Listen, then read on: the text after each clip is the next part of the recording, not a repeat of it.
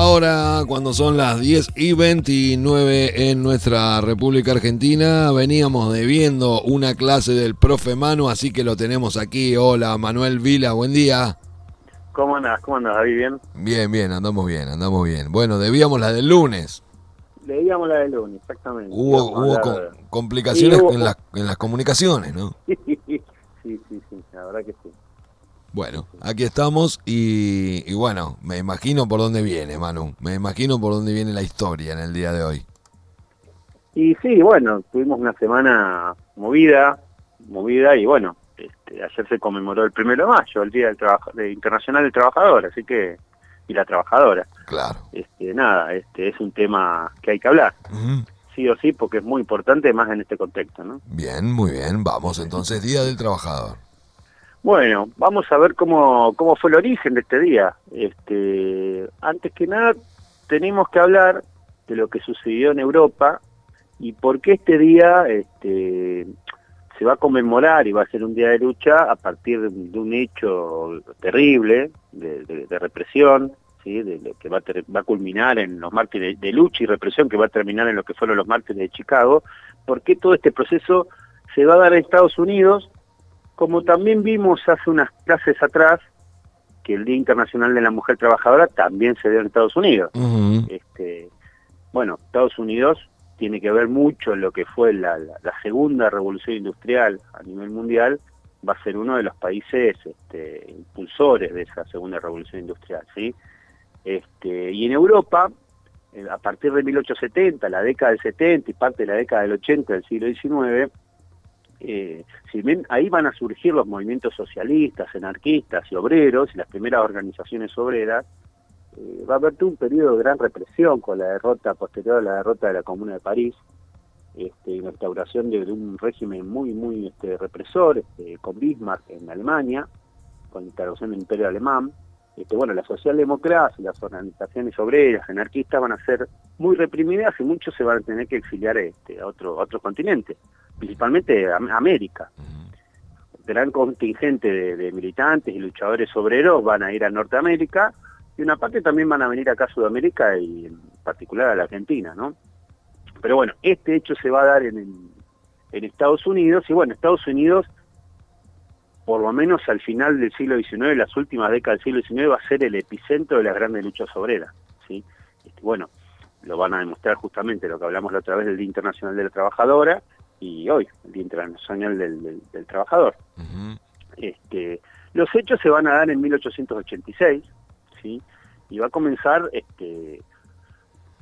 por una lucha que van a dar los obreros, gran parte de las organizaciones obreras o las incipientes organizaciones obreras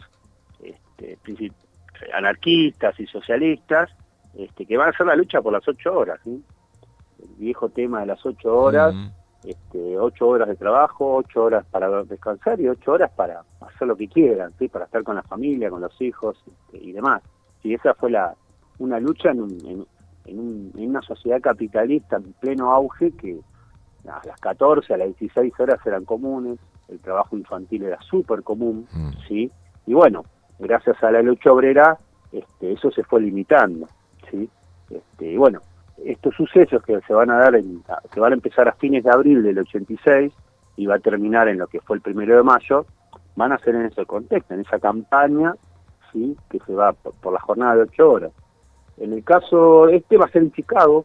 Chicago es una ciudad muy importante de Estados Unidos porque, bueno, está el centro de la producción agrícola, por lo tanto siempre fue una ciudad de la industria alimenticia, una ciudad donde se va a regular toda la producción de carne, de ganado, y donde van a aparecer las primeras industrias de maquinaria cosechadora, maquinaria para campo.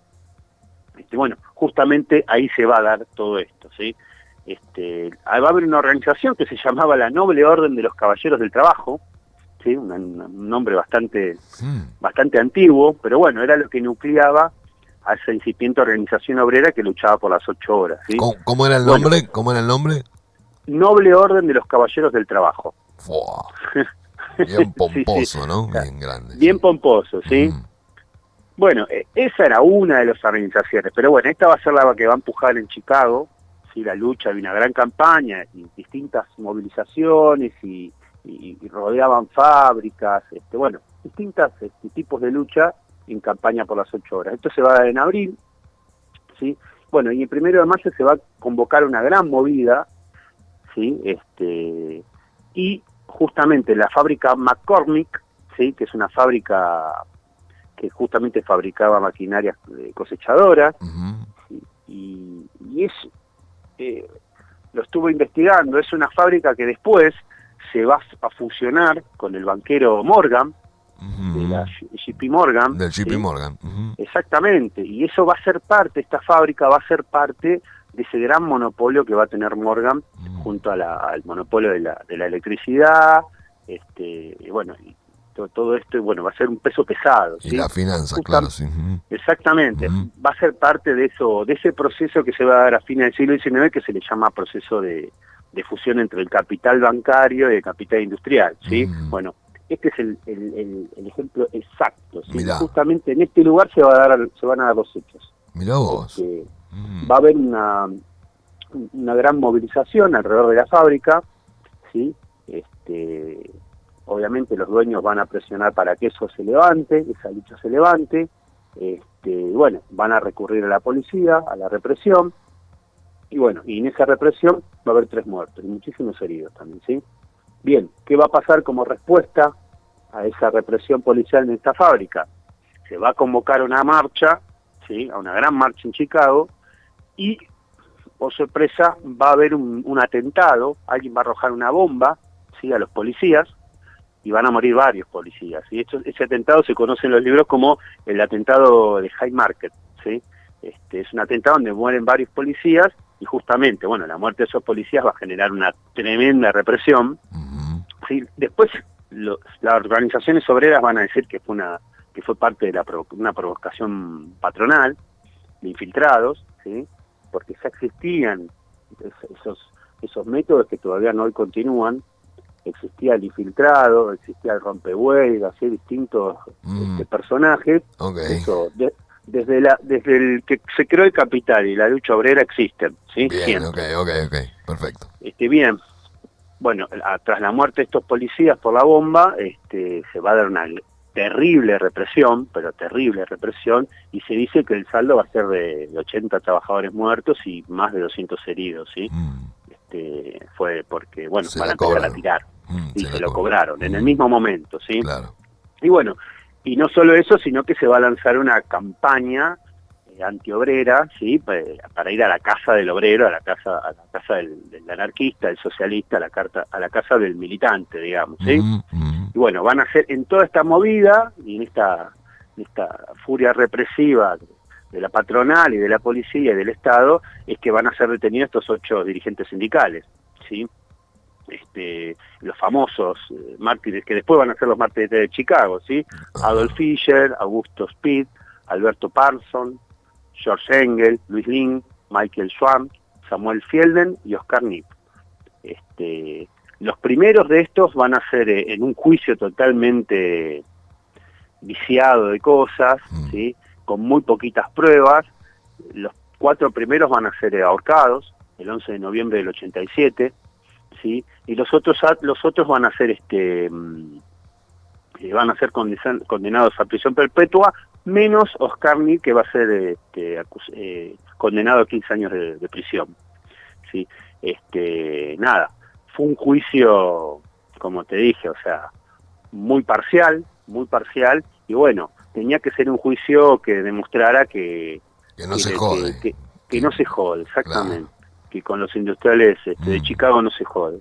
Y bueno, pero bueno, lo interesante fue la defensa, ¿sí? El juicio fue muy famoso, y lo poco que tuvieron para defenderse estos obreros, nada, sus palabras fueron ejemplares, ¿no? Por eso generó repercusión internacional. Acá tengo una frase que es muy conocida de George Engel, ¿sí? Él que era alemán, justamente, viste que te dije que muchos exiliados alemanes y franceses terminaron en Estados Unidos. Claro. Bien, él va a decir, ¿en qué consiste mi crimen? En que he trabajado por el establecimiento de un sistema social donde sea imposible que mientras unos amontonan millones, otros caen en la degradación y la miseria. Así como el agua y el aire son libres para todos, así la tierra y las invenciones de los hombres de ciencia deben ser utilizadas en beneficio de todos. Vuestras leyes están en oposición con la naturaleza y mediante ellas robáis a las masas el derecho a la vida, la libertad y el bienestar. Esto dijo antes de ser ahorcado. Claro. George, ¿sí? Se reflejaron todos los obreros del mundo. Exactamente. Y bueno, conmocionó mucho al mundo esto, ¿sí?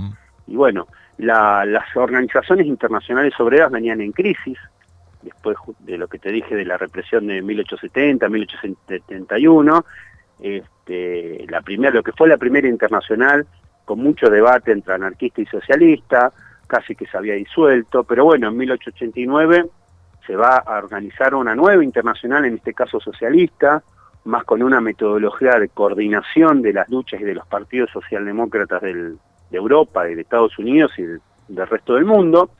Bueno, y va a ser esa internacional socialista en su primer congreso la que va a poner el 1 de mayo como el día del trabajador y de la lucha obrera, ¿sí? Y va a poner ese mote de los mártires de Chicago. El nombre de los mártires de Chicago va a surgir ahí, ¿sí?